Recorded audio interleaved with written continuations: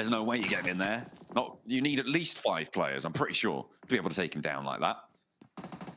Just the one's not going to cut it. No mustard was cut. Genji against Papa Supermassive, who have had some stellar plays, but still in the middle of those tables, they want to try and breach forwards. A little assist coming on through, and a lovely shot around the corner from Nico. They're finding more. Can't vault out there. I think there's an off angle to deal with, and a teammate to get rezzed up because GS are taking shots. They've got a lot of angles on this surround, so you need to be careful. GS looked like a pretty tough team in terms of qualification. Like, they didn't look like they were getting anywhere close to it. I think the past couple of days, I think they've really improved, like, a lot. So I think no matter what happens to GS here, they could be proud of the performance. They still have a little ways to go to get out from that bottom 5. Loops is definitely in danger, as is 9ZG. I think Falcons is slightly more safe, but if they continue on this trajectory where, you know, the 4v4s are just not great, even the 1v1s aren't great from the Falcons at the moment, then it's likely to go downhill. Nice shot from Lost, but now he's just providing information from on top of the rooftop. The rest of Papa Supermassive not really in a place to assist right now, nowhere near. And they do need to just keep themselves going. I mean, they might be rezzable here. If Nico drops another smoke, keeps the cover going. But perhaps you just want to keep your wits about you. That nade doesn't even find it. Ooh, right in the smoke. Maybe they think they've cleared that corner. Drops another one around the edge. That does tag damage, so they know that they're in that courtyard. The reses have come through from GS as well. It should be just finishing on the res, but it's not going to be Nico to face them now. On a sliver of HP, it's just Lost, and he will not find it. You can see them on the east side there, just completely separated from Trombi and Kamikaze. They were isolated out to that west, and GS, well, they launch that opportunity, but they get the recall for Papa Supermassive very, very quickly. Yeah, I mean, at this point, the entire time, they've been sending out to a close-by recall position to get the rest of the players back up again. But for GS, well done. Very, very well done. That's versus a very, very difficult team to play against. And getting that full squad wipe is great. You know, taking the information gain that they grabbed off of those nades and then easily determining where the players are, even pre-spraying the smoke as well. I really enjoyed that fight. I think that was very nice from GS. Well orchestrated. Genji trying to orchestrate their approach, but the Wolves have been outposted here for quite a while, Blank. They're fairly firmly entrenched. Team's starting to have their hopes of getting recalls dwindle right now. And that's probably most brutal for both Tianba and for the Falcons, right? One player alive. Falcons very, very central with their last player. But that's where they like to be. The analyst was talking about it before. Tianba, though, a little bit more out in the open as Narvalo has the nades. Let's see what he can do in this shack. It is interesting looking at the way that Alter Ego and Alpha Gaming are currently playing at the moment. Oh my god. Oh my god. What? Okay, that's a horrendous breakdown of towards inner circle. I think two players are resolute, depending if someone wants to crash them or not.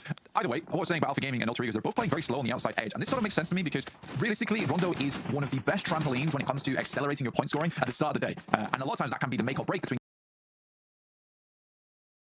getting in towards a top spot. Now, for Alter Ego and Alpha Gaming, what they're more concerned with this game is basically keeping other teams down. Right, so they're playing very much on the outside edge. They're not looking for central positions. They just want to make this game as scarce as possible for other squads. They don't want to get too aggressive here. They're just looking to injure, to cause casualties and slow this game down to a crawl, which makes complete sense to me. Ooh, inner circle really suffering here. Reject have great angles towards them. They're just getting knocked and re-knocked repeatedly. And they're chasing for that third place bubble, Blank. I mean, look at the score lines right now. You got third place at 97. They're on 91 right now. They earned 5 points right at the start of the match. They were feeling themselves, but they're really crunched in here. It is nasty on that western side. A lot of teams very, very close by to one another. A little bit more free and easy on that eastern side, but still no walk in the park. The circle keeps that crunch in the middle too, and Reject are going to further commit down towards that area. As players starting to fall out now, recalls become almost impossible for most of our teams at this stage. APG wanting to get Ziol back up. They are staying completely together here, but Gen G gonna try and split them up. Quick, up onto the tree. Dami on the high ground. A lovely nade comes through from Reefus. It finds him around the trunk of the tree. There is a trade still, and Zjol is flushed. But can there be retribution? Can APG find their feet here and stay up in that first place spot? Because Satan's already found Doc. Wolves might chime in as well. Look at that flex out. Slightly whiff nade there coming through from Reefus. Reject with Regiocio will pick up one of those elims. Looks like Alpha Gaming is more than likely to go down here on the outside edge on the south side. Again, you're just trying to make sure this game is as stagnant as possible. And for teams that really want to climb up, they're likely looking for a central position anyway. So you are just gifting points across the teams that aren't really all that influential on the lobby. I mean, the Wolves are currently on 79 points, but these eliminations are getting passed around very equally right now. It's a much slower rondo than what we're used to. But again, I think at an international lobby, this makes a lot of sense. And I wouldn't be surprised seeing this type of meta start to develop in personal regions, right? You know, where on that final day, rondos are a lot quieter because you don't want to be giving away those massive chicken dinner games.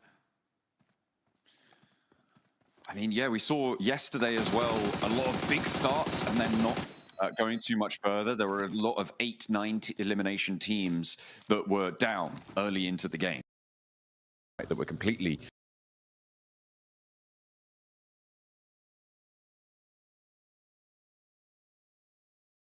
flushed out. And seems completely flushed out. And seems like this time around, as you say, it's kind of level pegging for a lot of these teams. APG, the major profiteers right now on this game with 6 elims, but that will be changing as teams continue to move on forwards.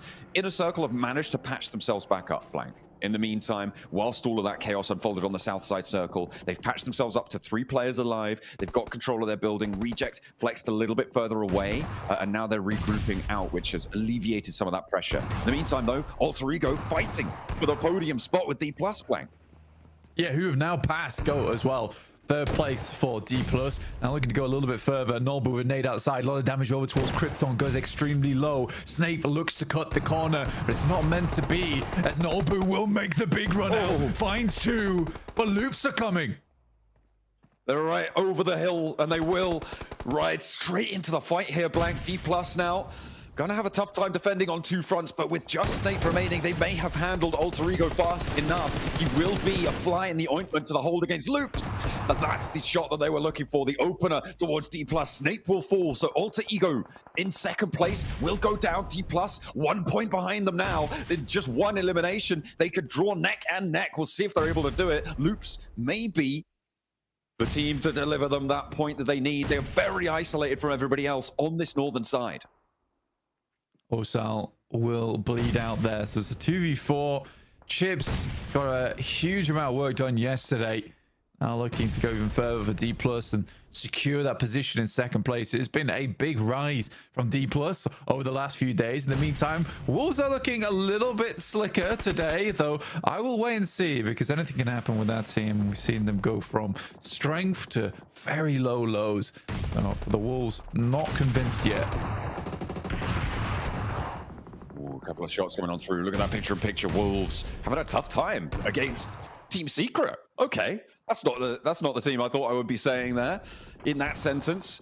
But they've still got a Wolf on the prowl on that picture-in-picture. I'm taking a look at it. Looks like they will be able to do so much work on the top side. They take down Team Secret, but in come OG on that fight. The Wolves are flushed away. In the meantime, we're back on board now with the main picture here with Luke, and they are still going head-to-head, toe-to-toe.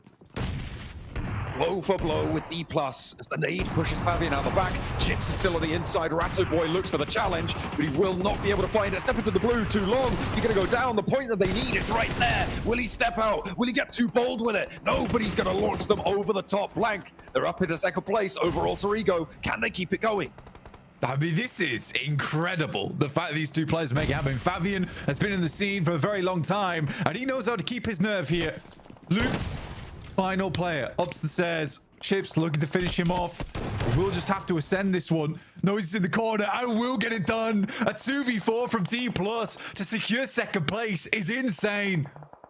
How much further can they go? There's not too many people on this northern side. They don't have the meds. I'd be surprised if they even make it out of this blue zone, Blank. I feel like for Chips, he's just trying to find a first aid right now to heal himself in, because there is a long way to go. There's about 200 to 300 meters to dash across, and that's if he makes a beeline with no caution thrown towards cover.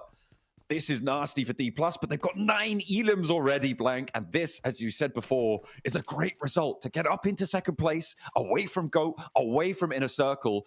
Inner Circle quite likely to go a lot further, though, so it could still be a worry. Jump up, backpack. Pick it up. Put it on. Right now. Thank you. Oh, okay, it's not going to last too long, though. That's a clutch jump backpack. For sure. I love it when he's going for the first take and he's like, wait. That's actually going to save. That's fine. That's good. That's good. Okay, so Gemma Pack will get D+ even further into this match. All right, I love to see it. Apparently, we saw a cover flare not come through, which I can only imagine came from around this area. Not sure if it was from OG or the Wolves or Team Secret, but either way, cool to see. In an international tournament, someone getting crushed by the mighty Dorito. For OG, they cleared out rejects. It's good, right? You know, 13th place, but 7 elims at the start of the day here is very, very nice for OG. It looks better. I think the most concerning thing is that Wolves were losing the fight to Team Secret. And I think it's fair to say that Team Secret has the worst firepower in the lobby right now. So that is definitely concerning for Wolves. They did hold a stronger position than them and they were pushing into, but since everyone else that Team Secret has played against they've just fallen over. Yeah, it is concerning for Wolves. Yeah, it's not ideal. They did get a couple of points on this match. They did get 7 elims, Blank, so it's not all doom and gloom for them, but they did want to stay stronger into that fight. With OG rolling in, though, I mean, it's a pretty tough task. OG isolated on the outside. A team that is definitely not isolated on the outside, though, is Papra Supermassive, but we have to talk about them in a minute, because GOAT are crashing onto Narvalo, and this is basically an even match. He's got a building to play around, Blank. We'll see if they're able to do it this time around, see if they can get rid of him. He's locked in, but it's going to be the assist coming on from his enemy team. His opponents are doing the work for him. They step in, and this guy just can't be taken out of the building. You just can't do it. From across the way, Papra Supermassive have to get a little bit naughty, but that was floundering on the approach coming through from GOAT. Oh, I guess he wants to get the elims, but it's so greedy. Are you seeing the team pushing onto you, getting blasted? Like, you miss out on a placement point from the back of that as well. So yeah, it's a bit annoying. I think he realized that momentarily. I think he just thought to himself, you know what, I'm just going to try and get some elims. Sick of playing as a solo for my own squad. I'm going to go out in a blaze of glory. For 9ZG, this is a very important game. At 10th place in the lobby. 69 points right now. If they can get themselves a little bit further, you know, get towards the middle of the pack, they do separate themselves away from some of the others chasing. That includes Loops, who are in a lot of danger right now, especially versus OG, who look to move themselves out from the bottom 5. That is the name of the game. They're stretching out towards the north. Maxman in our chat is highlighting as well that cover flares here are going to be really important given the flatness of this terrain. He's going to be looking out for any more, well, first of all, any more emergency flare knocks, but also using that cover effectively. So I'm sure we'll get the Maxman breakdown of the D4s littering the battlefield over on the analyst desk, but it has to happen first. That's what we're here for. Goat's trying to go for another crash, another roll up to the pagoda, out in the open. And I see, not able to control that. Not quite finding the spray down with IQ on that rooftop. Yeah, I mean, you would have hoped for a little bit more damage there coming through from Inner Circle, but the fact they've got themselves up towards the top 6 is already quite useful. I think the main two teams to look at here is GOAT as well as Inner Circle, both chasing for that 2nd and 3rd spot, and it's really not that much of a stretch that they need to go. They might even just find it off the back of placement points here, but this is a fearsome fight between DK, Alter Ego, GOAT, and Inner Circle for the top 3. Absolutely is. Although at the moment, Blank, it shouldn't be on their minds about getting into the top 3 now. It should be about maximizing point gain in this match, right? It's great that you can get into top 3, but if you're making a play like, oh, let's just get a couple of points so that we can be in top 3, sure, it's a nice, warm, fuzzy feeling, but you might have given up the opportunity to get 7, 8, 9 points on the game, where that would be a lot more comfortable moving into the future. A hard Northwest shift does assist both of these teams, but unfortunately, Papra Supermassive have started to play the game here, Blank, and now just one player left on Inner Circle. I think Papra Supermassive done a great job to sustain in this match. Lost will take down Falak. The big man from the squad in the circle now just down to 1 in T24, who has been fantastic when it comes to the shots, but it's not enough versus 4 teams. I think for Inner Circle, for them, you know, they're trying to get up towards the top side of the lobby. Sadly, though, that position was very rough to play versus Papra Supermassive, and they were trying to get shots wherever they could. For GOAT, this is an extremely tough cross, but getting one of their players in Twix down towards the south side is miraculous and also fantastic timing from them, right? They pulled out the stopwatch, clicked it as soon as they heard the fighting happening over on that west side, and sent Twix out. So that anchor is really important. Good shots there from Killer Joe. Oh, able to do so much damage to OG on the approach in a time where they need the points as much as they can get. 7 elims already on the game, Blank. Again, it's not all doom and gloom, but in the bottom 5, it's still really, really uncomfortable. GS also fighting to get out of that bottom 5 spot. They are now 1 point behind Loops. They're guaranteed to get up over Loops this game with the placement points that they're already guaranteed. The question is how far? And nades coming through from OG, making it a little bit harder. It's so cool seeing like a lot of the top teams fighting out for this one, but then looking at a lot of the bottom teams with 9Z, who are in a bit of a struggle bus at the start of the day. GS and OG both looking to make it happen. Both teams who have seen improvement over the stage of Group Green. I think GOAT may be done for in the near future, though. They'd have to find a knock over towards 9Z if they wanted to hope in hell of getting out there. But at least getting Twix towards the central position does guarantee them at least like a top 4 here. I mean, it's on smokes and cover flares. Like, they might be waiting for other teams to move and covering off Twix's angle, right? I think, are they just in this circle? I think they still have just a tiny sliver of it. Papra Supermassive actually take a knock from GOAT. So there's the maybe opener that they were looking for, but it's still so flat against 9ZG. Their approach, as you said, is fraught with danger. I have to try and find something. In the meantime, OG holding the south as well. For GOAT, the only option here is to wait for the circle to crunch 9Z in, and during that time where it gets a little bit messy for 9Z, where they have to move and back off angles, that's where the rest of GOAT can start to move. But they're gonna send out some craters, but they need themselves.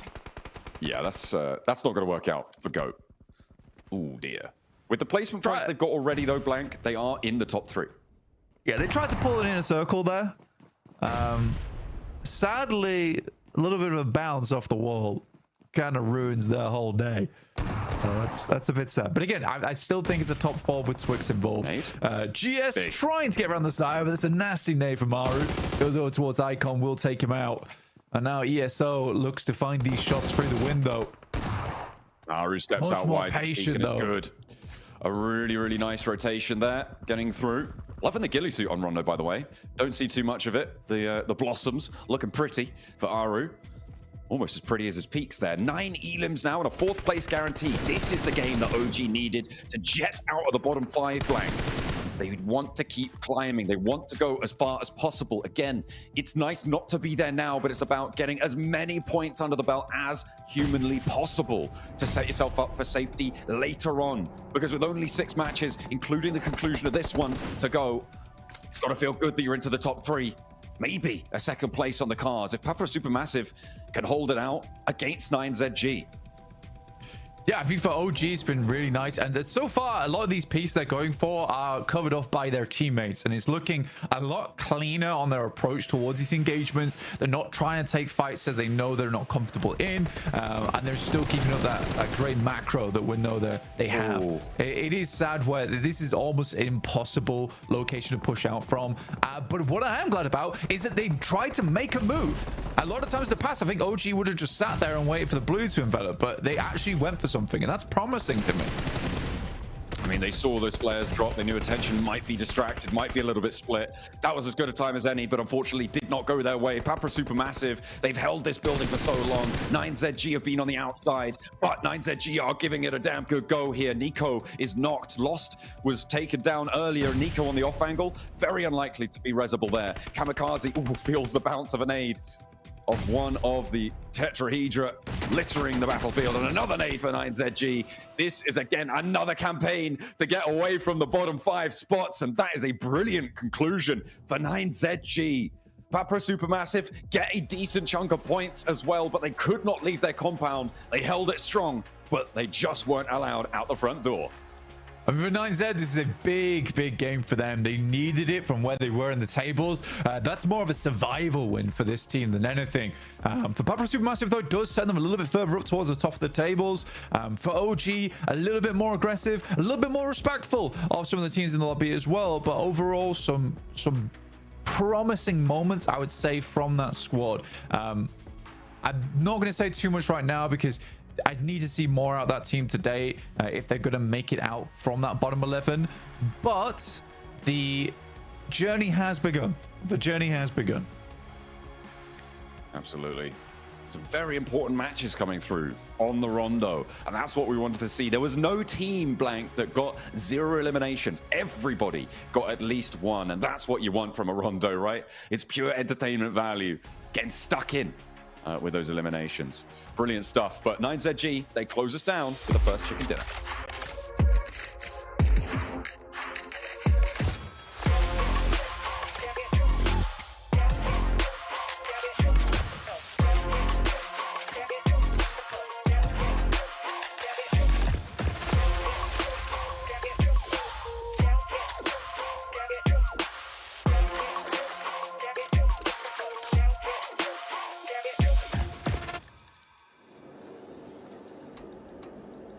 And 9Z get the chicken dinner off the rip today. Man, this has to feel like such a relief for the squad. They were in 3rd place after day 1, and in day 2 just couldn't get it done. So to finally make it happen here in the final hour is just so huge for this team, Neptura.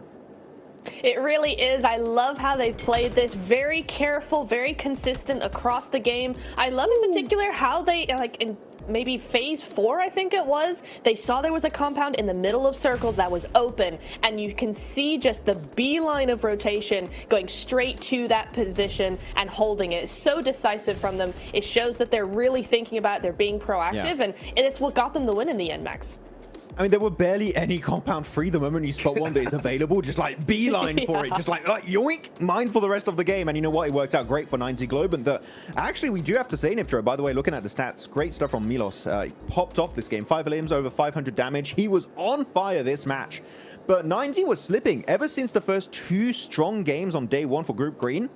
They've been invisible. We haven't really seen a much presence from 9Z Globe here from Americas, and it's good to see a little bit of a redemption game here because they were in 10th position, Niptura, meaning a few more bad games, they would be in the bottom 5, which of course would send you home. So good to see a little bit of a redemption arc here on this Rondo game.